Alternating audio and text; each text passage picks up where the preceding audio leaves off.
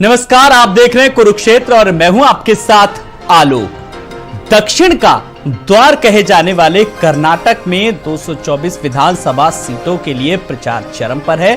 10 मई को यानी कि एक ही चरण में वहां पर होना है मतदान और 13 मई को नतीजे भी आएंगे। लेकिन इससे पहले अब वक्त बहुत कम बचा है, इसीलिए सारे के सारे राजनीतिक दल अब कर्नाटक में नजर आ रहे हैं। और यह बात समझिए क्यों कही जा रही है, जब देश के प्रधानमंत्री नरेंद्र मोदी भी प्रचार अभियान में लगे हुए हैं, उत्तर प्रदेश के मुख्यमंत्री योगी आदित्यनाथ भी प्रचार के लिए पहुंचे हुए हैं, और इतना ही नहीं, समाजवादी पार्टी के अध्यक्ष अखिलेश यादव भी कर्नाटक में चुनाव प्रचार के लिए पहुंचे हुए हैं। यानी कि हर राजनीतिक दल की कोशिश है कि कर्नाटक में 224 विधानसभा सीटों के लिए जद्दोजहद लगातार जारी है। और इस बीच जेडीएस की बात करें तो जेडीएस भी कहीं ना कहीं अपनी पैर जमाने के लिए और लगातार जो अपनी धमक है उसको दिखाने के लिए लगातार प्रचार जारी है। लेकिन इन सब के बीच जो मुद्दे हैं वो मुद्दे क्या हैं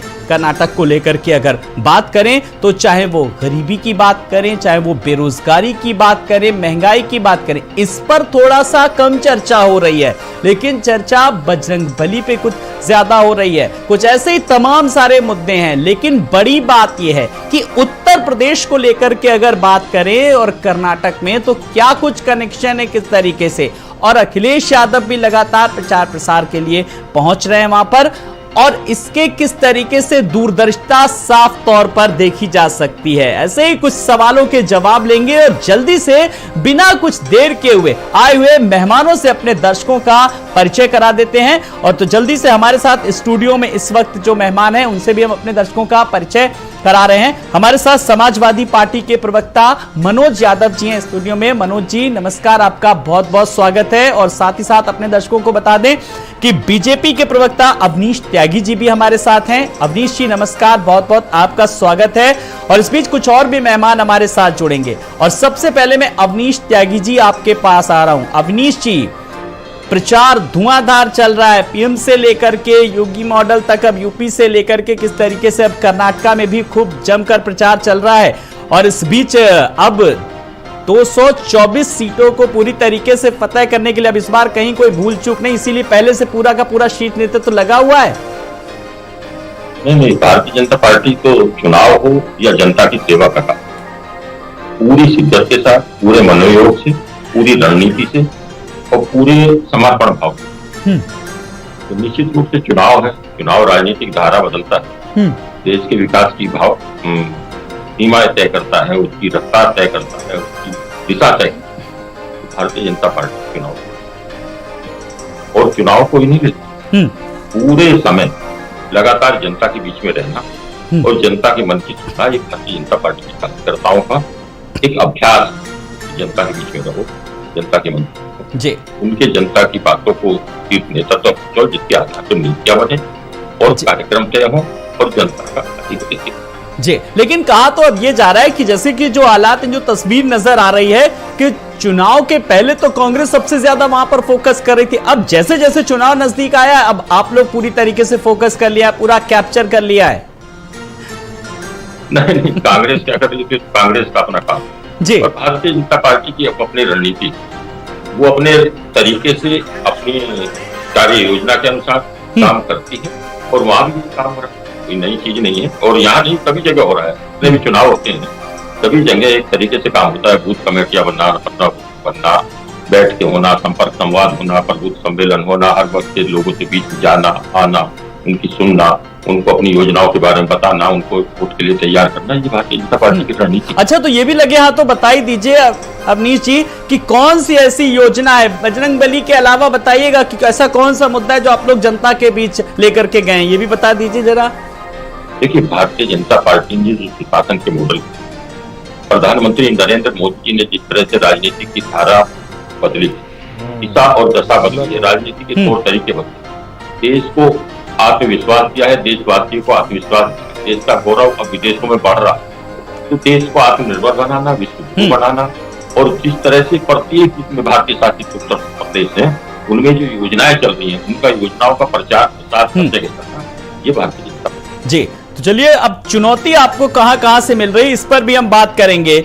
आप हमारे साथ बने रहिएगा। हमारे साथ मनोज यादव जी भी हैं। मनोज जी, लगातार बीजेपी अपने काम को गिना रही है, शीर्ष नेतृत्व वहां पर पूरी तरीके से प्रचार प्रसार कर रहा है और इसी बीच अब आप लोगों की भी एंट्री हो गई है। आप लोग किन किन मुद्दों को लेकर के और क्या विजन लेकर के जनता के बीच गए हैं, क्या कुछ बताएंगे? निश्चय ही 40% कमीशन वाली सरकार के खिलाफ पूरे देश में ये उजागर हो गया कि जो प्रधानमंत्री जो बड़ी बड़ी बातें करते थे, ईमानदारी पे ईमानदारी की कसम खाते थे, वो 40% कमीशन पे खामोश है। और वो सरकार जिस पे बड़े बड़े भ्रष्टाचार के आरोप लगे, वहां पे देश के प्रधानमंत्री और उत्तर प्रदेश के मुख्यमंत्री जाके बजरंग बली की लड़ाई लड़ रहे हैं, माफ करिएगा, बजरंग दल की लड़ाई लड़ रहे हैं। बजरंग बली की लड़ाई, वो तो भगवान है, ईश्वर है, देवता है, उनकी लड़ाई कौन लड़ेगा? लेकिन उस बजरंग दल से जो अशांति का प्रतीक है, जो झगड़े का प्रतीक है, जो दंगे का प्रतीक है, उस बजरंग दल से, जिस बजरंग दल के तमाम सारे अभी एक हत्या हुई प्रयागराज में और उसमें एक जो शूटर था उसका भी कनेक्शन बजरंग दल से ही था। कैसे दिन दहाड़े पुलिस कस्टडी में हत्या करने वाले लोग उस बजरंग दल की पैरोकारी करते नजर आ रहे हैं कर्नाटक राज्य में।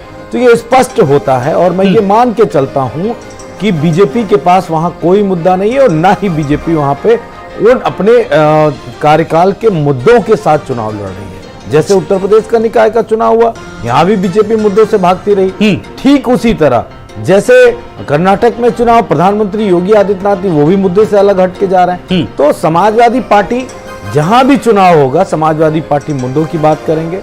जो जनता के तमाम सारे काम रुके हुए हैं उन मुद्दों पे बात करेंगे, जिसमें बेरोजगारी है, शिक्षा के स्तर को कैसे और बढ़ाया जाए, इंफ्रास्ट्रक्चर को कैसे डेवलप किया जाए, इन सारी चीजों पे समाजवादी पार्टी फोकस है।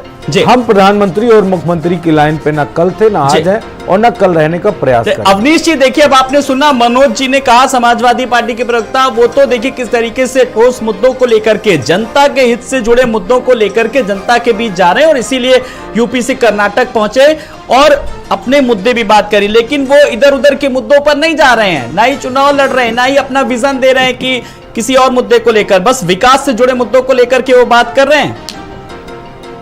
देखिए, वो जो बातें कह रहे हैं कि प्रधानमंत्री जी और मुख्यमंत्री जी के तरफ नहीं जाते, उनके स्तर तक तो ये छू भी नहीं सकते, सोच भी नहीं सकते। अच्छा, अगर उस तरह के सोचे हुए होते, अगर उस तरह की समाजवादी के पास, पार्टी के पास कोई विजन होता, तो उसकी हालत ये नहीं थी कि वो सिमटती जा रही है। उत्तर प्रदेश में भी अपने क्षेत्रों में कड़ों को खोती जाती है, जनता से उसका भरोसा उठ गया।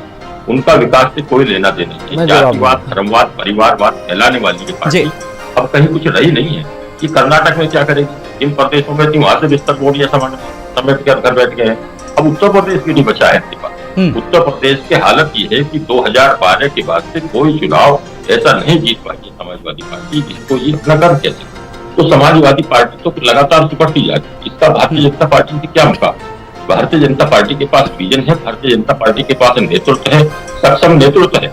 नेतृत्व नहीं है, उसके पास योजनाएं हैं, योजनाओं के पास जिस तरह की योजनाएं, पूरा इंफ्रास्ट्रक्चर। चलिए अवनीश जी, पूछ लेते हैं जल्दी से मनोज जी से, उनके पास नेतृत्व है और चुनौतियां हैं, विजन है, आपके पास क्या है? चलिए जल्दी से सवाल का जवाब दे दीजिए मनोज जी। देखिए, मैं निश्चय ही जो बात बीजेपी के प्रवक्ता ने कही है कि प्रधानमंत्री योगी आदित्यनाथ को हम छू नहीं सकते, मैं छूना भी नहीं चाहता। कौन गंदगी को हाथ लगाए, कौन झूठों को हाथ लगाए? जो प्रधानमंत्री और मुख्यमंत्रियों के सदन में जो सत्य न बोल पाए, ऐसे व्यक्ति को हम क्यों छुएंगे? हम समाजवादी पार्टी के सच्चे, कर्मठ, ईमानदार कार्यकर्ता और नेता के रूप में जाने जाते हैं। हमारे यहाँ झूठ की पाठशाला नहीं है, हम झूठ नहीं पढ़ाते। लेकिन अगर बीजेपी ये कहती है, इस बात को जिम्मेदारी से कह रही है आलोक जी, उन्होंने डेवलपमेंट की पॉलिटिक्स की है, तो मुझे एक कोई भाषण दिखा दीजिए प्रधानमंत्री जी का, एक भाषण दिखा दीजिए मुख्यमंत्री जी का, जो कर्नाटक में जाके उन्होंने वहां के डेवलपमेंट पे बात की। अगर जो बात की जा रही है वो सिर्फ और सिर्फ बात की जा रही है दंगों पे, नफरत पे, हिंदू पे, मुसलमान पे, गृह मंत्री दंगों पे बात करते हैं, मुख्यमंत्री कहते हैं कि वहां पे पीएफआई को बढ़ावा दिया जा रहा है। एक राजनीतिक दल कह रहा है कि बजरंग दल और पीएफआई दोनों पे बैन होना चाहिए। बीजेपी क्या बात कर रही है कि पीएफआई को बढ़ावा दिया जा रहा है, वो भी संविधान की शपथ लेने वाले उत्तर प्रदेश के मुख्यमंत्री जाके कहते हैं। कुछ नहीं है समाजवादी के पास, केवल भड़काने लटकाने और झगड़े के अलावा फिल्माई जा रही नहीं है। समाजवादी पार्टी इस देश के साथ होगा, ऐसा जनता को मालूम नहीं था। अगर ये पता होता निश्चय ही बीजेपी के प्रवक्ता ध्यान से सुनिए, जनता आपके झांसे में ना आती। चलिए, जब हम आम जनता की बात कर रहे हैं तो हम उसी से जुड़े मुद्दे भी उठाएंगे। अगर जो लोग डिबेट देख रहे होंगे वो क्या सोच रहे होंगे, उनके हित कहां पर हैं, उनके मुद्दे कहां पर हैं। मैं जरा हमाम वहीद जी आपके पास आ रहा हूं, कांग्रेस के प्रवक्ता हैं। हमाम जी नमस्कार, बहुत बहुत स्वागत है। लेकिन तमाम सारे मुद्दों को लेकर के बात चल रही है, लेकिन असल मुद्दा तो आप ही लोगों ने अब दे दिया जिस पर चर्चा छिड़ी हुई है। देखिए, कांग्रेस पार्टी कर्नाटका में कांग्रेस पार्टी ने संकल्प किया है, भारतीय जनता पार्टी भ्रष्टाचार की 40% कमीशन की सरकार किस तरीके से 3.5 साल उन्होंने राज किया है, पूरी जनता जान चुकी। कांग्रेस ने संकल्प किया और जो वादे कांग्रेस ने किए हैं, जिस तरीके से हिमाचल प्रदेश में सरकार बनने के बाद पहली कैबिनेट में हमने अपने तमाम वादे पूरे करने का प्रयास किया और पहली कैबिनेट में पास किया, ठीक उसी प्रकार से जो कर्नाटका में हमने वादे किए, युवा निधि योजना जिसके माध्यम से बेरोजगार युवाओं को 3,000 रुपए का भत्ता दिया जाएगा, 200 यूनिट बिजली मुफ्त मिलेगी, महिला की जो प्रमुख है परिवार की उसकी 2,000 रुपए का भत्ता दिया जाएगा। ये तमाम वादे हैं जो कर्नाटका के विकास से जुड़े हुए हैं। और आदरणीय प्रियंका गांधी ने अभी कर्नाटका की रैली में ये चैलेंज किया पूरी भारतीय जनता पार्टी को कि आप विकास के एजेंडे पे चुनाव लड़के दिखाइए। किस तरीके से, किस प्रकार से पूरे 3.5 साल इन्होंने नफरत की, विभाजन की और तुष्टीकरण की राजनीति अनेकों मुद्दे को उभारने का काम किया।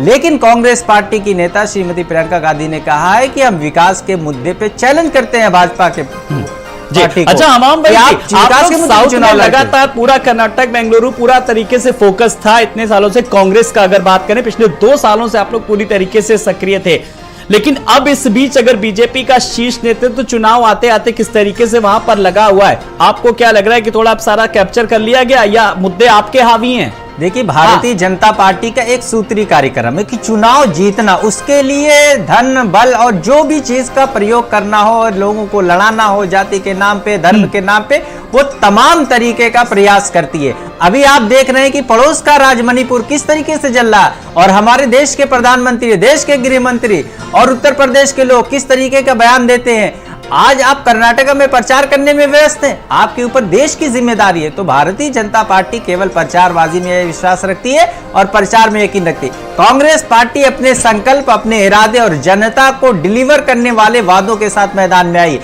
कोई भी लुभावी वादे से जनता को बहुत दिन तक भ्रमित नहीं किया जा सकता और भाजपा का चेहरा बेनकाब हो रहा है, क्योंकि देखिए यूपी में भी निकाय चुनाव को लेकर के फोकस नहीं था, लेकिन साउथ में ही पूरा का पूरा कांग्रेस का फोकस था। मैं आऊंगा फिर कुछ और सवालों के जवाब लूंगा, लेकिन यूपी से जिस तरीके से अब कर्नाटक पहुंचा है पूरा का पूरा शीर्ष नेतृत्व, चाहे वो बीजेपी की बात करें और समाजवादी पार्टी की। मेरे साथ वरिष्ठ पत्रकार नकवी नाजिम जी भी हैं। नकवी नाजिम जी नमस्कार, आपका बहुत बहुत स्वागत है। आपने राजनीतिक दलों की बात सुनी होगी, आपने एजेंडे को लेकर के सबने अपनी बात की, विजन को लेकर के अपनी बात की, लेकिन मेरा आपसे बहुत अहम सवाल, क्योंकि मैं जरा दूरदर्शिता वाला सवाल आपसे कर रहा हूं। आप वरिष्ठ पत्रकार हैं, आपने यूपी भी कवर किया, साउथ भी कवर कर रहे हैं। जब हम देख रहे हैं बीजेपी का शीर्ष नेतृत्व तो पूरी तरीके से लगा हुआ है, इस बीच अखिलेश यादव भी वहां पर पहुंचे हैं।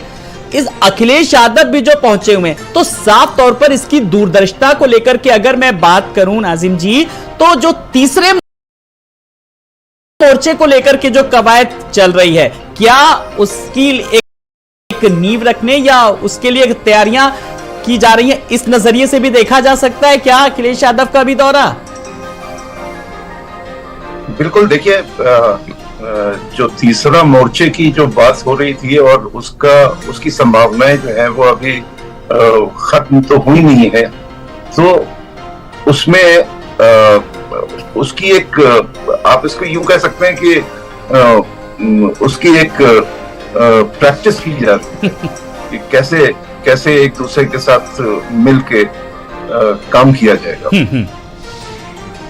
तो अखिलेश जी का आना उसी संदर्भ में देखा जा सकता है, लेकिन इसके बहुत ज्यादा मायने नहीं निकालने चाहिए। जी जी, ये आगे देखने वाली बात है, आगे कि कैसे अखिलेश जी जाएंगे और केसीआर के साथ क्या होगा, ये सारी चीजें हैं जो समझ में आएंगी। जी जी, लेकिन नकवी नाजिम जी, अब ट्रोल ये हो रहा है कि जिस तरीके से जब अखिलेश यादव वहां पर पहुंचे, देखिए यूपी में अगर निकाय चुनाव को लेकर के बात करें, एक मेयर भी सीट पाना बड़ी मुश्किल लग रहा है। दूसरी तरफ ऐसे समय में, ऐसे हालातों में, ऐसी परिस्थितियों में जब सेकेंड फेज का 11 मई को निकाय चुनाव होना है, वहां पर प्रचार ज्यादा जरूरी था। तो प्राथमिकता क्या है, तो इसको कैसे जरा समझाएंगे हमारे दर्शकों को? देखिए प्राथमिकताएं तो बिल्कुल आप सही कह रहे हैं कि अखिलेश को उत्तर प्रदेश में ही रहना चाहिए था और वहां पे अपने लिए काम करना चाहिए था, इसलिए कि यहाँ पे आके उत्तर भारत के लोगों का तो कोई यहाँ पे वो है नहीं, तो उसमें उनकी वजह से क्या हो जाएगा या उनकी वजह से कोई वोट बढ़ेगा या घटेगा, ऐसा तो कुछ भी नहीं होगा जी। तो जो आप बात कर रहे हैं वो बिल्कुल ठीक है कि अखिलेश को अपने प्रदेश में रहना चाहिए, और इसीलिए आप देखिए कांग्रेस ने भी चाहे जो दिग्विजय सिंह हो या सचिन पायलट हो या इस तरह के तमाम लोगों को कर्नाटक में वो नहीं लाए, तो इसलिए कि भाई आप अपने अपने क्षेत्र में काम कीजिए जी। ये कोई देश का इलेक्शन तो है नहीं जी, लेकिन देश के इलेक्शन ने, लेकिन 2024 का अक्स इसमें साफ तौर पर देखा जा रहा है। भले ही 224 सीटों के लिए जद्दोजहद जारी है, लेकिन बात करें कि सवाल यूपी के परिवेश में 80 सीटों को लेकर के घूम फिर के है। जो आपने अखिलेश यादव को लेकर के बात करी, समाजवादी पार्टी के प्रवक्ता है मनोज जी, आपने वरिष्ठ पत्रकार को सुना कि पहले अगर यूपी फोकस करते पूरी तरीके से तो फिर बाहर निकलते तो ज्यादा कहीं ना कहीं बेहतर होता। फिलहाल ये पार्टी का मामला है, तो इस पर मैं आपकी टिप्पणी चाहूंगा पहले। नहीं, बिल्कुल पत्रकार महोदय का अपना व्याख्यान हो सकता है, उनकी अपनी सोच हो सकती है जी। समाजवादी पार्टी नगर निकाय का चुनाव उत्तर प्रदेश में मजबूती के साथ लड़ रही है। आप अगर स्वयं समीक्षा करेंगे, आत्ममंथन करेंगे तो देखेंगे बीजेपी के खिलाफ अगर कोई लड़ रहा है मजबूती से तो समाजवादी पार्टी है। तो हम अपनी लड़ाई को लड़ रहे हैं। रही बात कर्नाटका की, तो ये देश के चुनाव है, विधानसभाओं के चुनाव है, और हर राजनीतिक दल को ये राइट है कि वो अपने पार्टी के कार्यकर्ताओं को, नेताओं को चुनाव में और चुनाव की इस बेला में लड़ने का अवसर प्रदान जी। अगर कर्नाटक यूनिट के लोग आए और उनको टिकट दिया गया, 17 सीटों पे चुनाव लड़ाया जा रहा है, तो समाजवादी पार्टी के नेतृत्व की जिम्मेदारी भी बनती है कि हमने टिकट दिया तो उनका प्रचार प्रसार भी समाजवादी पार्टी का नेतृत्व करे। तो हम उस राजनीति को आगे बढ़ाने का प्रयास कर रहे हैं। अभी मध्य प्रदेश का चुनाव है, छत्तीसगढ़ का, राजस्थान का, इन सेगमेंट में भी समाजवादी पार्टी इन क्षेत्रों में टिकट भी देगी और चुनाव लड़ाने का पूरा काम करेगी। मनोज जी, सवाल इसलिए उठ रहा था, इसलिए पूछा कि निकाय चुनाव प्राथमिकता में या फिर कर्नाटक का विधानसभा चुनाव? नहीं, प्राथमिकता सारे चुनाव है। और क्या समाजवादी पार्टी अभी नहीं लगता कि यहाँ पे ज्यादा जरूरत थी? एक सेकंड, राष्ट्रीय अध्यक्ष जी लगातार प्रथम चरण के चुनाव प्रचार में रहे, सेकंड चरण का जो चुनाव चल रहा है उसके भी तमाम सारे जिलों में गए, और वहां से आने के बाद भी वो जितना समय बचेगा उसमें भी लड़ेंगे, जाएंगे हर जनपद में वो प्रचार प्रसार करने जाएंगे।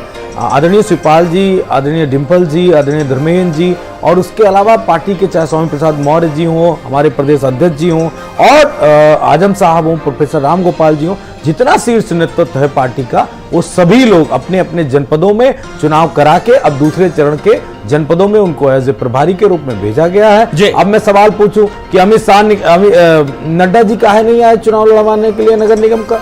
तो शायद बीजेपी के प्रवक्ता या पत्रकार महोदय को जवाब देना चाहिए कि नड्डा जी को आना चाहिए नगर निकाय का चुनाव लड़ाने के लिए। कर्नाटक ही क्यों जा रहे हैं, यहाँ क्यों नहीं आ रहे हैं? उनकी भी तो पार्टी है, बीजेपी के राष्ट्रीय अध्यक्ष है, ठीक उसी तरह हमारे भी पार्टी के राष्ट्रीय अध्यक्ष है। वो अलग बात है कि हम सत्ता में नहीं, लेकिन एक मजबूत विपक्ष के रूप में उत्तर प्रदेश में काबिज है। जितनी हमारी विधायकों की स्ट्रेंथ है, इतने में तो कई स्टेटों में सरकार चल रही है लोगों की, इससे भी कम विधायकों के साथ, तो वो अलग बात है। लेकिन ठीक है, 24 की तैयारी है, चलिए सारी बातें सामने होंगी। अब ये कोई नहीं कह सकता कि हमारे नेता एसी के कमरे में बैठे हैं, शायद बुराई करने के रास्ते बंद हो रहे हैं। अब इसी में आपके पास आ रहा हूं। देखिए, निकाय चुनाव को लेकर के आप लोग अपनी जीत का दावा कर रहे हैं। समाजवादी पार्टी देखिए पूरी तरीके से सेकंड फेज को 11 मई को लेकर के निश्चित हो चुकी है कि अब ज्यादा से ज्यादा सीटें उसी की आएंगी और मेयर उसी के बनेंगे, और इस बार हालात तो तस्वीर बदले, तभी तो देखिए सारा काम यहां का करके देखिए साउथ पहुंच गए।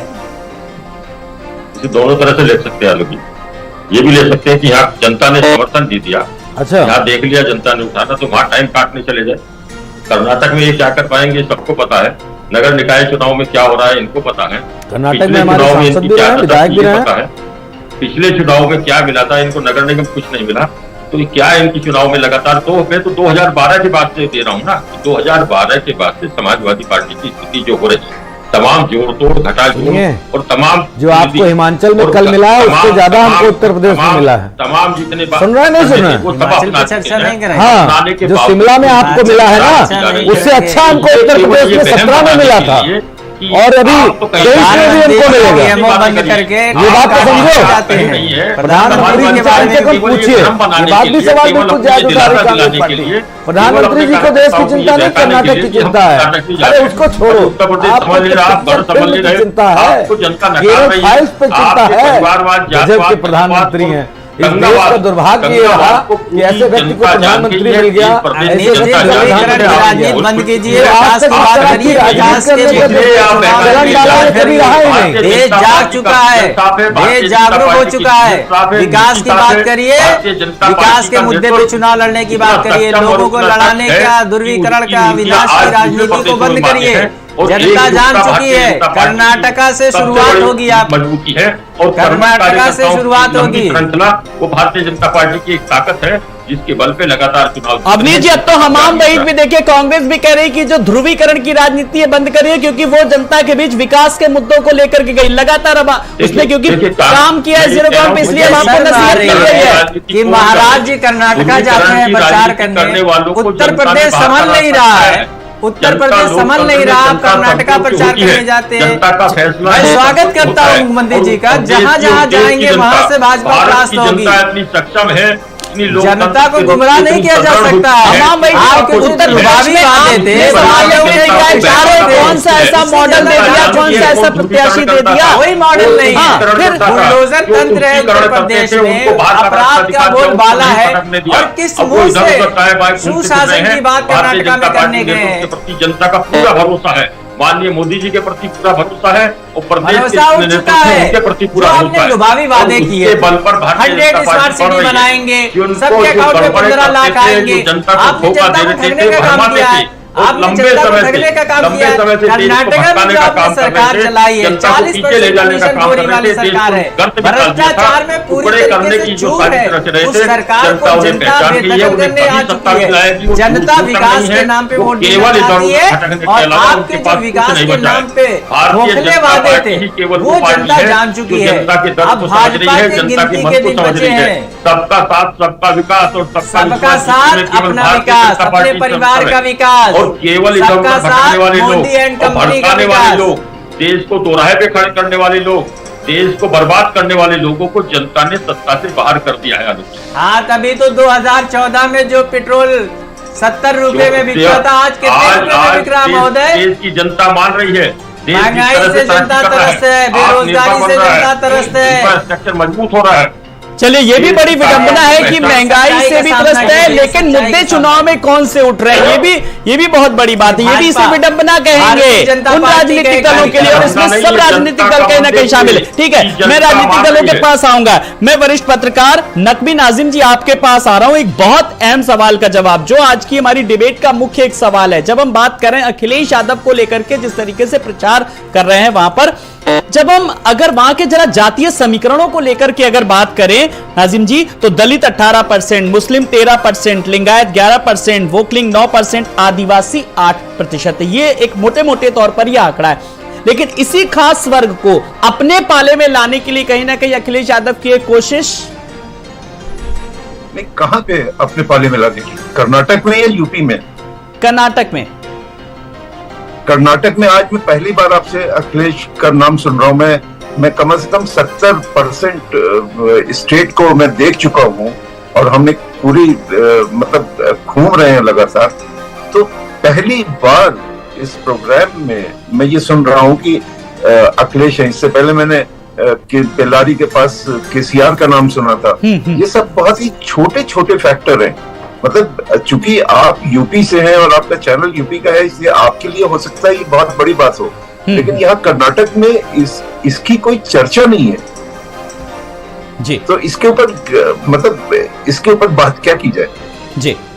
अच्छा नाजिम जी, अच्छा आप बताइए, आप चूंकि कर्नाटक से हैं, हम लोग इस समय यूपी से हैं, क्योंकि और इस बीच अगर बात करें वहां पे इस वक्त चुनावी माहौल है क्या और असल तस्वीर है क्या? अगर मुझे लगता है अगर एक वरिष्ठ पत्रकार के तौर पर आप बताएंगे तो ज्यादा बेहतर होगा। बड़ी अच्छी आज एक बहुत ही सीनियर व्यक्ति से कर्नाटक के मेरी बात हो रही थी। जी जी। और मैंने यूं ही बात शुरू करने के लिए उनसे ये कहा कि सर मुझे लगता है कि अब कांग्रेस जो है वो बहुत ही पहली बार मैं देख रहा हूं कि बहुत पूरी तरीके से फाइट करती हुई नजर आ रही है। तो उनका जवाब था कि हाँ फाइट तो चल रही है, लेकिन आपकी चीज को मैं थोड़ा करेक्ट कर दूं कि पहली बार इस चुनाव में बीजेपी फाइट करती हुई नजर आ रही है। तो ये एक बड़ा संकेत था उनके जुमले में कि लेकिन बहरहाल कर्नाटक में अगर देखा जाए तो देखिए बीजेपी के पास धन बल सब कुछ है और सारी चीजें हैं, वो अपने उसका इस्तेमाल भी कर रहे हैं। मोदी जी के रोड शो भी चल रहे हैं, बजरंग दल वाला मुद्दा भी है। और लेकिन हम जिन इलाकों में और जहां पे भी जा रहे हैं वहां पे हमें बजरंग दल जैसा मुद्दा जो है वो नहीं दिखाई देता कि उसका वो कोई मुद्दा है। इसलिए कि यहाँ के लोग जो हैं वो यूपी बिहार और मध्य प्रदेश की तरह से नहीं है मामला। यहाँ पे सब बहुत पढ़े लिखे हैं, मतलब आदमी गरीब होगा लेकिन उसकी वो पढ़ा लिखा है, वो कम से कम इस स्तर तक तो पढ़ा लिखा है कि वो अपने बारे में जानता है और ये समझता है कि क्या हाँ ठीक है। दूसरी तरफ ये भी है कि वोकालिगा हो या लिंगायत हो या दलित हो या मुस्लिम हो, ये सब लोग अपनी जातियों के हिसाब से भी वोट डालते हैं। लेकिन ऐसा नहीं है कि पानी में चाय में गिरी हुई मक्खी भी निकल जाए। जी बिल्कुल, ये सब लिटरेसी रेट किस तरीके से वहां पर उसको देखते हुए अंदाजा लगाया जा सकता है और जो मतदाता है वो भी काफी जागरूक है। मैं हमाम वहीद जी आपके पास आ रहा हूं, जैसा कि उन्होंने कांग्रेस को लेकर के कहा वाकई में फाइट कर रही है और ये बात इस बात को मैंने भी पहले कहा कि आप लोगों ने अगर 2 साल पहले से अगर बात करें तो वहां पर पूरी तरीके से होमवर्क करना शुरू कर दिया था और वो चीजें आ भी रही है सामने, लोग भी वहां पर इसको अप्रिशिएट कर रहे हैं, लोग मान रहे हैं वहां पर। जी आलोक जी, कांग्रेस पार्टी जहां भी सत्ता में रहती है तो अपनी जनता की में जो वादे करके आती है उसको निभाने का काम करती है और जब जनता हमें विपक्ष में बैठने का अवसर देती है तो हम विपक्ष की जिम्मेदारी बहुत ही जिम्मेदारी से विपक्ष का रोल अदा करते हैं। आपने देखा होगा कि 2017 के बाद से आदरणीय प्रियंका गांधी ने किस तरीके से उत्तर प्रदेश में जनता के अधिकारों के लिए संघर्ष किया।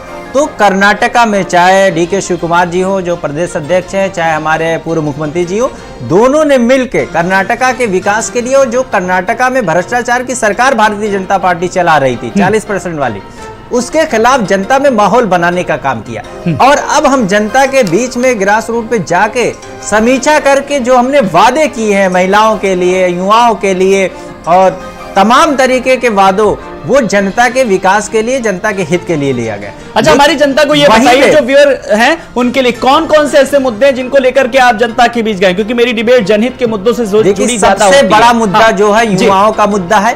पूरे देश में इस वक्त 45 साल की सर्वाधिक बेरोजगारी का दंश भारत झेल रहा है, उसके लिए जिम्मेदार केंद्र की मोदी सरकार है और उसी का असर हर राज्य में पड़ा है। कर्नाटका में भी बेरोजगारी बहुत बुरी तरीके से है और जनता वहां बेरोजगारी की मार झेल रहा है। इसलिए कांग्रेस पार्टी पहले तौर पे फोकस कर रही है। बैक वक्त हम सभी युवाओं को रोजगार नहीं दे सकते, लेकिन हमने रोजगार देने का वादा भी किया। उससे पहले हम डिप्लोमा होल्डर्स है तो उनको 1500 और अगर बेरोजगार है तो उनको 3000 रुपए का भत्ता 2 साल के लिए देने। इस तरीके के तमाम वादे जो हैं हमारे, वो केवल जनता को विकास की राह पे ले जाने के लिए कर्नाटका के अवनीश जी, अब मैं जरा आपके पास आऊंगा। देखिए, कांग्रेस ने अपना मुद्दा भी बता दिया और किन किन मुद्दों को लेकर के जनता के बीच जा रही है और उसका विजन भी है कि जब बेरोजगारी को लेकर के, युवाओं को लेकर के, और अवनीश जी युवा असरते जब परवान चढ़ती है तो जिंदगी को देखने का इंसान का नजरिया बदल जाता है और उसी युवाओं को लेकर के बात कर रही है, बेरोजगारों को लेकर के बात कर रही है, रोजगार दिलाने की बात करें। आप ऐसा कौन सा मुद्दा है जो लेकर के जनता के बीच गए हैं? थोड़ा धार्मिक और बजरंग दल से हट के बात करिएगा जी। बुर्का, हाँ ठीक है ठीक है, मैं जनहित की बात कर रहा हूँ, मैंने इसीलिए उनसे पूछा जी। हाँ, अपनी बात रखिए अवनीश जी। मेरी बात, हाँ, ये जो आप बजरंग दल की बातें कर रहे हैं, ये मैं आपसे कहूँ कि भारतीय जनता पार्टी के पास जो विजन, जो प्रधानमंत्री जी के पास नीतियां, जो रोजगार, इंफ्रास्ट्रक्चर और देश को उन्नति पे ले जाने की नीतियां हैं, वो नीतियां अमल में आ रही हैं। देश अपने आप में सुधर रहा है। अलग अलग राज्यों के मॉडल को देखिए, आज देश कहाँ पहुंच चुका है, वो प्रधानमंत्री जी के विजन के कारण कहाँ पहुंच गया महोदय, वही तो पूछना चाहते हैं। 45 साल की सर्वाधिक बेरोजगारी है देश में, केवल भारतीय जनता पार्टी के पक्ष देश में 45 साल की सर्वाधिक बेरोजगारी है, नौजवान पलायन को मजबूर है, केवल ये सच्चाई है। आप सच्चाई से जनता का मुंह नहीं मोड़ सकते। कर रही है कांग्रेस के। आपने कर्नाटका में 3.5 साल में क्या किया कि प्रियंका जी ने उत्तर प्रदेश की जनता को अवेयर कर दिया। कर्नाटका के युवा के लिए क्या किया, महिलाओं के लिए क्या किया? उत्तर प्रदेश आपने केवल हिजाब निकाब की बात की, आपने केवल हिंदू और मुसलमान की बात की, आपने केवल शब्दों की बात की। आज मुख्यमंत्री योगी जी उत्तर प्रदेश से वहां पहुंच जाते हैं। महोदय आपको शर्म आनी चाहिए। आप उत्तर प्रदेश में आपने कुछ कर नहीं सके, आप कर्नाटका में प्रचार करने जा रहे हैं। गृह मंत्री जी जिनके ऊपर देश के लॉ एंड ऑर्डर का पूरा बोझ होता है, जिम्मेदारी होती है, आज एक स्टेट चल रहा है, प्रचार करने में मस्त है, आप अपनी नैतिक जिम्मेदारियों से भाग रहे हैं। आप जिम्मेदारियों को पूरी नहीं कर सकते, क्योंकि भाजपा केवल नफरत की, विभाजन की, तुष्टीकरण की और शब्दावली की राजनीति करती है। शब्दों का दौर गया। कि लगातार राज्य में ध्रुवीकरण और विषयीकरण का आरोप क्यों लगता है? आज इस डिबेट में जवाब दे दीजिए। जो लगातार विपक्षी दल अवनीश जी आरोप लगाते हैं, ध्रुवीकरण की बात की जाती है, तुष्टीकरण का, इस सवाल का जवाब दीजिए। कांग्रेस को सवाल का जवाब जी जल्दी सुनेंगे। अब आप सवाल किया तो सुनेंगे। अवनीश जी आप इस सवाल का जवाब दे दीजिए। जी मैं जवाब दे रहा हूँ कि भारतीय जनता पार्टी ने सबका साथ सबका विकास किया, कोई तुष्टीकरण नहीं। तुष्टीकरण वाले तो बिल ला रहे हैं, तुष्टीकरण करने वालों को सबका साथ अपना विकास, अपने परिवार का ये रास नहीं आ रही है पंचलाइन, सबका साथ सबका विकास सबका विश्वास। मनोज जी, कुल मिलाकर के लगातार बीजेपी के पास बताने के लिए बहुत कुछ है, शीर्ष नेतृत्व उसका है। आप किन किन मुद्दों को लेकर के और क्या सोच करके जा रहे हैं, जरा बताइए। कर्नाटक देखिए, कौन चुनाव जीतेगा, कौन हारेगा कर्नाटक का, ये तो परिणाम आने के बाद पता चलेगा। सभी अपनी अपनी जीत की बात को रख सकते हैं, लेकिन जो उत्तर भारत का मीडिया वहां पे है, क्योंकि कन्नड़ में समझता नहीं, इंग्लिश में वहां लोग कम बोल रहे हैं, लेकिन जो हिंदी भाषी या हिंदी को समझने वाले लोग उत्तर भारत की मीडिया के साथ कनेक्ट हो रहे हैं, तो वहां मुझे दो चीजें विलुप्त दिख रही हैं, जो पत्रकार महोदय ने भी कही। वहां के मुद्दे अलग हैं। एक 5 किलो राशन, ये वाला सिस्टम वहां नहीं सुनाई पड़ा, और ये शौचालय ये भी नहीं सुनाई पड़ा। वहां एजुकेशन पे बात हो रही है, और बेरोजगारी पे बात हो रही है, डेवलपमेंट पे बात हो रही है, और भ्रष्टाचार पे बात कर रही है वहां की जनता, सरकार किसी की भी हो। तो ये बातें और ये मुद्दे अगर किसी स्टेट के चुनाव के हैं, तो लोकतांत्रिक पूरे ढांचे को मजबूत करता है सिस्टम। चुनाव कौन जीतेगा कौन हारेगा वो अलग बात है। जैसे आप उत्तर प्रदेश का चुनाव करें, अगर यादव समाज का कोई नेता है और यादव वर्ग उसको वोट देता है, तो वो जातिवादी है। लेकिन अगर वहां लिंगायत समाज का कोई नेता है और लिंगायत उनके साथ अगर खड़ा है और वो कह रहा है कि हम लिंगायतों के साथ हैं, तो वो जातिवादी नहीं है, वो वहां पे स्टेटवादी है, या लिंगायत का बहुत अच्छा काम कर रहे हैं वो वादी है। ये बीजेपी एक्सपोज होती है धीरे धीरे इस तरह के स्टेटों में। यहाँ कहेंगे देंगे तो बीजेपी को बुरा लग जाएगा, अरे बाप रे ठाकुरवाद की बात कर रहे हैं। ना इस बात कोई नहीं।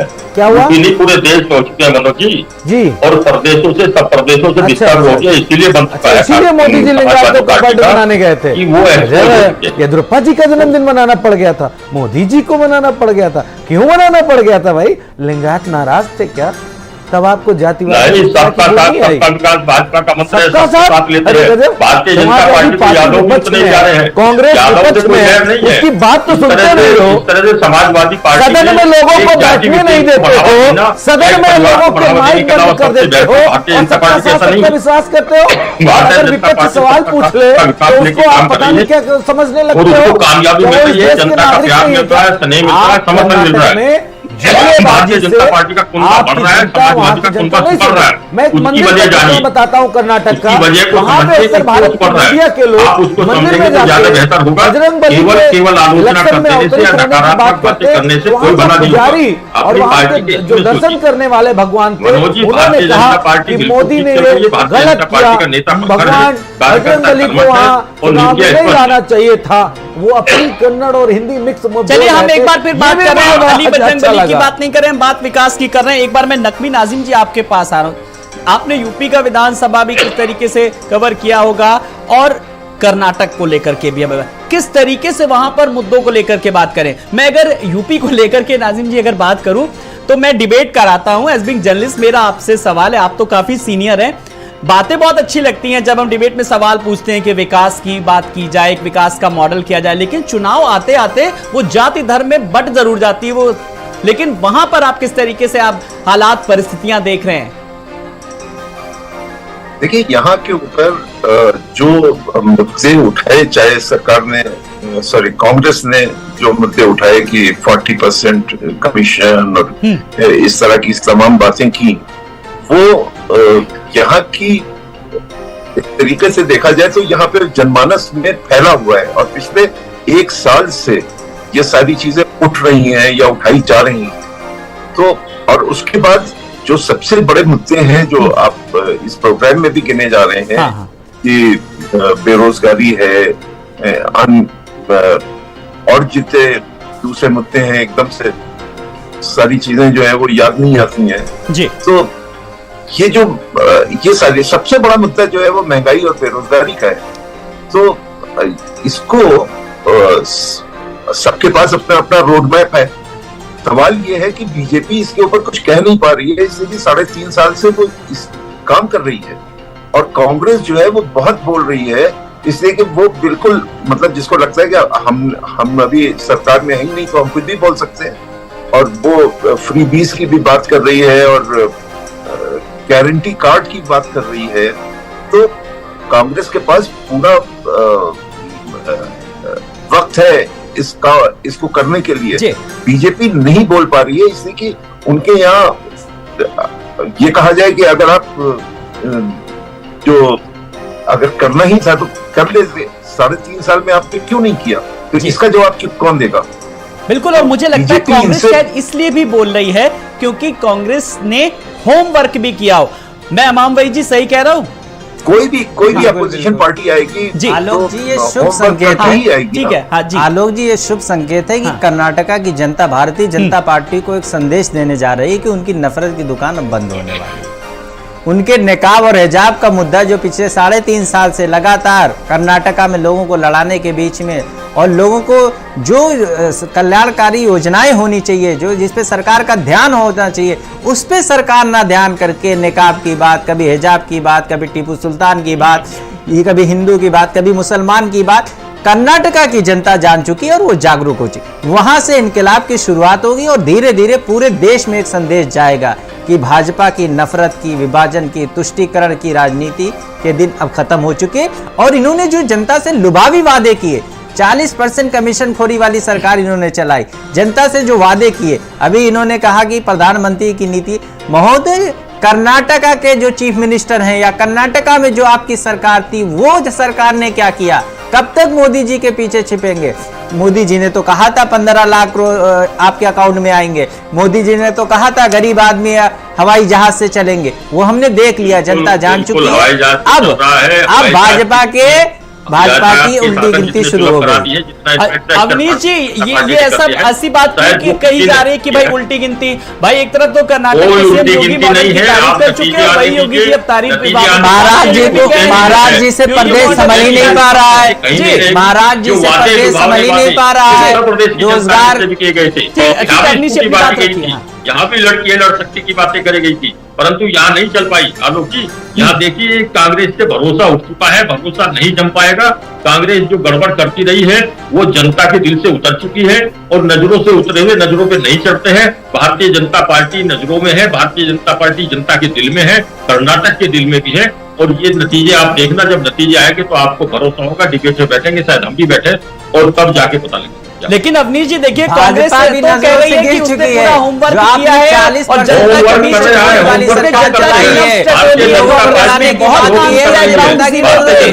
का होमवर्क जो है, जो कांग्रेस को अपना होमवर्क दिख रहा है, भारतीय जनता पार्टी का होमवर्क दिखेगा जनता में। और जनता जब रिजल्ट देगी जब उसके नतीजे पता लगेंगे। ये होमवर्क कांग्रेस का यूपी में भी दिखाई दिया होगा। अमीश जी इंतजार यूपी में जो करिए, हालात थे 13 तारीख का इंतजार करिए। भ्रष्टाचार वाली सरकार की विदाई भरोसा नहीं हुआ, भाजपा जनता को झूठी कांग्रेस पर और मक्कार कांग्रेस पर कोई भरोसा नहीं हुआ, इसलिए जनता के दिल से उतर चुकी है। आप दोनों क्या हुआ? तो फिर ऐसे में फिर समाजवादी पार्टी और जेडीएस फिर बचता है, फिर उसके लिए फिर ज्यादा उम्मीदें वहां पर क्यों मनोज जी? देखिए, एक महत्वपूर्ण बात कह दूं जो शायद एक राजनीतिक विश्लेषक को कहनी चाहिए थी। ठीक है। जो मैंने महसूस किया कि जो कांग्रेस ने बॉल्स फेंकी, उन बॉल पे बीजेपी कैच आउट हो गई। मुद्दे पे बात करनी चाहिए थी कि प्राइम मिनिस्टर के मुख से जब कोई बात आलोक जी निकलती है तो जनता के बीच में इंपैक्ट होता है उस बात का। और प्राइम मिनिस्टर का डेवलपमेंट, इंफ्रास्ट्रक्चर या कोई नई योजना, बेहतर चीज अगर जनता के बीच में रखते तो शायद उसका असर होता। लेकिन कांग्रेस ने 2-3 चीजें फेंकी और पूरी बीजेपी उसी में उलझ के रह गई। उसका इंपैक्ट, जैसा कि पत्रकार महोदय बता रहे हैं कि वो बजरंग दल और बजरंग बली का जो इंपैक्ट पूरी कर्नाटका में, उसका इंपैक्ट बहुत ज्यादा बीजेपी के और अन्य जो वोटर जुड़ता है, जो हर चुनाव में शिफ्टिंग के साथ जुड़ता है, उसका बहुत कम परसेंटेज, ना के बराबर है। इससे बीजेपी का बड़ा नुकसान हो गया और मुझे ऐसा महसूस होता है, जो बात स्पष्ट है कि बीजेपी कांग्रेस के फेंके जाल में उसी में गुत्थम गुट्टा करती रह गई, मुद्दों से भटक गई और मुद्दों पे कोई बात नहीं कर पाई। अन्य राजनीतिक दल जो भी चुनाव वहां लड़े, चाहे जेडीएस है, समाजवादी पार्टी, कांग्रेस और भी जो क्षेत्रीय दल होंगे निर्दल, उन्होंने मुद्दों की बात की और मुद्दों पे ही नहीं कायम ये है। तो आपने राजनीतिक विश्लेषक वाली बात कही, बिल्कुल कही। आपको इस बीच का कितना फायदा मिलता नजर आ रहा है? दोनों ने एक दूसरे को उलझाया मुद्दों के बीच। देखिए, समाजवादी पार्टी कर्नाटका में गई है चुनाव लड़ने के लिए, 17 सीटों पे चुनाव है, बेहतर चुनाव लड़ेंगे। जनता का जहां पे विश्वास जगेगा समाजवादी पार्टी के उम्मीदवार के प्रति, और जो हमारी विचारधारा, हमारी सोच, उसके आधार पे हमको वहां की जनता सीटें देगी। चुनाव लड़ना हमारा अधिकार है, फैसला करना जनता का काम है, और वो हमारे लिए एक दूर का स्टेट भी है। लेकिन समाजवादी पार्टी अपना विस्तारीकरण पूरी तरीके से आदरणीय अखिलेश यादव जी के नेतृत्व में पूरे देश में करने का पूरा प्रयास करेगी 2024-2027, और देश में जहां जहां चुनाव होंगे समाजवादी पार्टी समाजवादी विचारधारा को ले जाके जनता के बीच में रखेगी। चलिए, विस्तारीकरण अगर कर रही है तो बीजेपी के लिए कितनी बड़ी वहां पर चुनौती है, या कितना बड़ा और भी ज्यादा, उसके लिए थोड़ा सा एक बड़ा टास्क, एक बड़ा टारगेट है? इस पर मैं टिप्पणी लूंगा, लेकिन मैं नकवी नाजिम जी के पास आऊंगा। सर, मैं आपसे जरा ये समझने की कोशिश करूंगा कि 2024 को लेकर के ये चुनाव कितना अहम है इन राजनीतिक दलों के लिए, और खास करके साउथ को लेकर के अगर बात करें तो? बहुत बहुत ज्यादा अहम है। और इसी अहमियत को देखते हुए, चाहे कांग्रेस के सिचुएशन देखिए, अगर कांग्रेस यहाँ हार जाती है तो परसेप्शन ही बिल्कुल चेंज हो जाएगा। अगर बीजेपी जीत जाती है तो उसके बाद तो उसे मतलब किसी भी प्रदेश में और कहीं पे भी सबको फिर बिल्कुल पीछे हट जाना चाहिए। तो कांग्रेस कर्नाटक जो है वो एक एपी सेंटर बना हुआ है, जहां से चीजें निकलेंगी और अपनी अपनी दिशाएं लेंगी। तो मुझे ये लगता है कि बहुत अच्छी फाइट होती है कांग्रेस की और बीजेपी की और जनता दल एस की।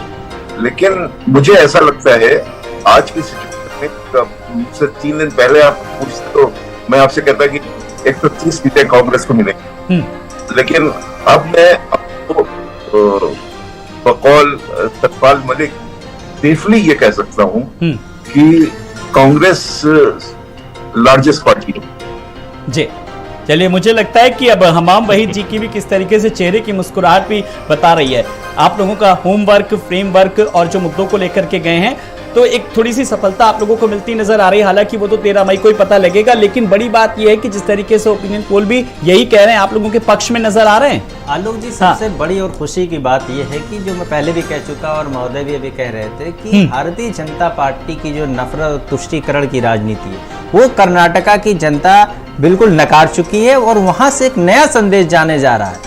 और कर्नाटका के चुनाव के बाद से पूरे देश में समीकरण बदलेंगे, और किस तरीके से भारतीय जनता पार्टी के 9 साल 8 साल हो गए राज करते, मोदी जी के तमाम वादे किस तरीके से खोखले साबित हो रहे हैं, और अब जनता जाग चुकी है। कभी भी लुभावी वादे से जनता को बहुत दिन तक गुमराह नहीं किया जा सकता। तो ये कर्नाटका पहला राज्य होगा जहां से एक नया संदेश उठेगा। अच्छा नहीं लगता कि आप लोगों ने मतलब कर्नाटक पे बहुत पहले से ही काफी फोकस कर रखा था? हमने विपक्ष का रोल करें तो थोड़ा सा इग्नोर ही किया, कोई बहुत ज्यादा कोई निकाय चुनाव में भी कोई बहुत बड़ा कोई नेता नहीं आया, ना कोई बड़ा प्रचार किया आप लोगों ने। नहीं, जाहिर सी बात है, प्रचार मंत्री तो भारतीय जनता पार्टी के नहीं ठीक है, आप जनता की सरकार में जब मिनिस्टर हुआ करते थे वो अपना काम करते थे, जो जिम्मेदारी गृह मंत्री की रहती थी वो गृह मंत्री करता था, जो मिनिस्टर एचआरडी का होता था वो एचआरडी मिनिस्ट्री चलाता था। लेकिन भारतीय जनता पार्टी इंक्लूडिंग प्रधानमंत्री से लेकर तमाम मंत्री केवल प्रचार, कोई भी प्रचार करता मुद्दा हमारे चुनाव हमने नगर निगम चुनाव में ये जो कह रहे हैं निकाय चुनाव में हमने घोषणा पत्र जारी किया। सर घोषणा पत्र में लोगों के बीच जाना भी पड़ता है, लोगों को बताना पड़ता है कि अगर आपके इलाके में पानी की समस्या है, ड्रेनेज की समस्या है तो उसको जिम्मेदारी है जी, जो शीर्ष नेतृत्व है वो अप्रत्याशित नतीजे आएंगे तो कांग्रेस को सब असलियत सामने आ जाएगी। और ये जो भ्रम था कि कांग्रेस कर्नाटक से कोई चमत्कार हो जाएगा, वो चमत्कार नहीं होने वाला। जनता का पूरा भरोसा उससे चुका है। कांग्रेस कुछ भी करे, कांग्रेस की नीतियों पे कोई भरोसा नहीं है, ये आपको दिख रहा होगा। जनता लगातार भरोसा उठ चुका है, वही तो मैं भी कह रहा हूँ, प्रधानमंत्री की बातों से भरोसा उठ चुका है। जनता जन की बात सुनना चाहती है, जनता अपने कल्याण की बात सुनना चाहती है, जनता विकास की बात सुनना चाहती है, की बात से जनता को अब तक भ्रमित रखेंगे। प्रश्न यही है, प्रश्न को समझिए, सच्चाई को एक्सेप्ट करिए, सच्चाई को मानिए। मैं मानता हूँ उत्तर प्रदेश में निकाय चुनाव में कांग्रेस पूरी मजबूती से चुनाव लड़ेगी और कर्नाटका में भी हम पूरी मजबूती से लड़ेंगे, लेकिन हम विकास के मुद्दे पे लड़ेंगे, विनाश के मुद्दे पे नहीं लड़ेंगे। जो कल्याणकारी जो चलिए एक फाइनल कमेंट में मनोज जी से भी चाहूंगा आज की डिबेट का जी, जल्दी से मनोज। निश्चय ही अगर ये बात देखी जाए, जैसा कि पत्रकार महोदय ने भी कहा, कांग्रेस के भी साथी ने कहा, कर्नाटका का चुनाव का जो परिणाम होगा वो देश की राजनीति की दशा और दिशा को बदलेगा। लेकिन एक बात और भी मैसेज जाएगा, और जो सबसे बड़ा मैसेज जाएगा जो मैं महसूस करता हूं जनता के बीच में, कि अगर कोई सरकार, दो राजनीतिक दल बहुमत का आंकड़ा पा लेते हैं और सरकार बना लेते हैं और आप उसमें हॉर्स ट्रेडिंग करके इस्तीफा करा के विधायकों की घुस के और अपने सेंट्रल गवर्नमेंट की सत्ता के दम पे, राज्यपाल के दम पे अगर सत्ता बना लेते हैं तो मेरे ख्याल से उस पैटर्न पे एक बड़ा आघात और एक बड़ा तमाचा होगा। इस तरह के पैटर्न को जो टैक्टिक्स और प्रैक्टिस जो सरकारें करेंगी, चाहे सेंट्रल गवर्नमेंट में कोई भी बैठा हो, वो जनता के द्वारा दिया गया एक बेहतरीन जवाब होगा। इसका 13 तारीख को सभी को इंतजार रहेगा। चलिए आज की डिबेट का फाइनल कमेंट नकवी नाजिम जी, वरिष्ठ पत्रकार से। सर ने मुद्दों को लेकर के बात की, कौन कौन से राजनीतिक दल जनता के बीच किन किन मुद्दों को लेकर के जा रहे हैं, क्या कुछ विजन है, महंगाई को लेकर की, बेरोजगारी, ऐसी कोई बात जो आपको लग रहा है कि आलोक ने ये डिबेट में ये सवाल नहीं पूछा और ये जरूरी है, ये बहुत बताना चाहिए, तो आप शेयर कर सकते हैं सर। नहीं, मुझे लगता है कि आपकी डिबेट में चूंकि कर्नाटक और यूपी आधा आधा मिक्स था, तो मैं ये नहीं कह सकता कि आपसे क्या छूट गया, लेकिन कर्नाटक के सिलसिले से आपने सारी बातें की जी। बस एक चीज जो मैं कहना चाहता हूँ वो ये कि यहाँ पे सरकार बनाने का भी उतना बड़ा मुद्दा नहीं है। यहाँ पे ये है कि सिंगल लार्जेस्ट पार्टी अगर कांग्रेस या बीजेपी बनती है, फिर सरकार कोई भी बनाए, लेकिन जो पूरे देश की दशा और दिशा है उसमें इसी एक बात का फैक्टर होगा कि कौन सिंगल लार्जेस्ट आया। जी चलिए, बहुत बहुत शुक्रिया अवनीश त्यागी जी आपका भी, नकवी नाजिम जी आपका भी, मनोज यादव जी आपका भी, हमाम वहीद जी आपका भी बहुत बहुत शुक्रिया। तो कर्नाटक में चुनावी जद्दोजहद लगातार जारी है, प्रचार अभियान जोरों पर है और इस बीच 10 तारीख को होना है एक ही चरण में वहां पर मतदान और 13 तारीख को आएंगे नतीजे। तो 13 मई का दिन है बेहद अहम, जब यूपी को मिलेंगे कई मेयर और नगर निकाय के चुनाव का भी रिजल्ट आएगा और कर्नाटक में विधानसभा चुनाव के भी नतीजे आएंगे और कर्नाटक को मिलेगा नया सिम। तो 13 मई को इंतजार करना होगा। नमस्कार।